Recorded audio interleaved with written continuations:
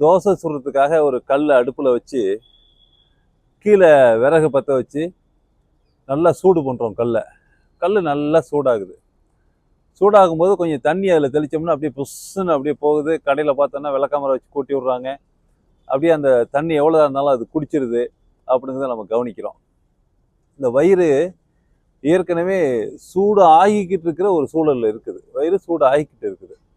அப்போது வயிறு சூடாகிறதுக்கு உண்டான அந்த காரணத்தை களையாம, அந்த காரணத்தை தீர்க்காம, அந்த சூடாகிக்கிட்டு இருக்க வயிற்றுக்குள்ள ஏதோ ஒரு உணவு போட்டால் சரியாயிக்கலாம் அப்படின்னு நினைக்கிறது எப்படின்னாக்க, நல்லா தோசைக்கல்லை நல்லா சூடு பண்ணிட்டு அது மேலே தண்ணியை தெளிச்சுக்கிட்டே இருந்தால் எப்படி அது குடிச்சிக்கிட்டே இருக்குமோ, அப்பப்போ அந்த சூடை தணிச்சிக்கிட்டு இருக்குமோ, அது மாதிரி வயிற்றுல இருக்கிற சூட்டை குறைக்கிறதுக்காக எடுக்கிற உணவு அப்படிங்கிறது நல்லா கொதிச்சுக்கிட்டு இருக்கிற வயிற்றுக்குள்ள அப்பப்போ குளிர்ச்சியை கொடுத்து கொடுத்து அந்த சூடை அப்பப்போ மந்தப்படுத்துறதை தவிர சூடை போக்காது அப்படிங்கிறத நம்ம தெளிவாக தெரிஞ்சுக்கிறணும்.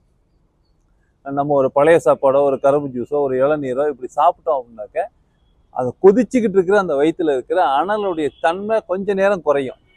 அந்த நம்ம உள்ள போட்ட பொருளுடைய வேகம் குறைஞ்ச உடனே திரும்ப அதனுடைய இயல்புக்கு அது திரும்ப சூடாயிடும். ஏன்னா அதுக்கு சூடு உருவாவதற்கான காரணம் இன்னும் தீர்க்கப்படலை, அது களையப்படலை, அது அப்படியே தான் இருக்கு. எப்படின்னாக்க தோசைக்கல்லுக்கு கீழே இருக்கிற விறகு எரிஞ்சுக்கிட்டே இருக்கிறது மாதிரி. அப்போ தோசைக்கல்ல சூடு குறையணும் அப்படின்னாக்க கீழே வச்சு எரிஞ்சுக்கிட்டு இருக்கிற அந்த விறகையும் அந்த நெருப்போட வேகத்தையும் நம்ம குறைக்கணும், விறகை வெளியே இழுக்கணும். அந்த இடத்துல சூடு திரும்ப உருவாகிறத நிறுத்தணும்.